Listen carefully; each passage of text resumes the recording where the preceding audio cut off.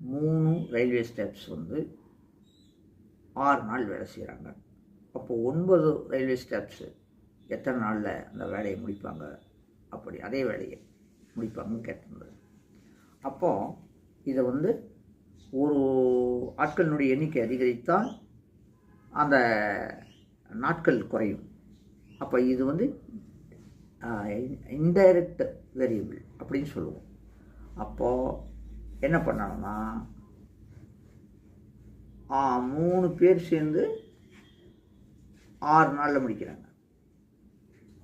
அப்போது 9 பேர் அப்படிங்கும்போது அப்படியே வகுக்கணும். 3/9 × 6 அவ்வளோதான். அப்படின்னா இது அடித்தோம்னா எவ்வளோ வரும்?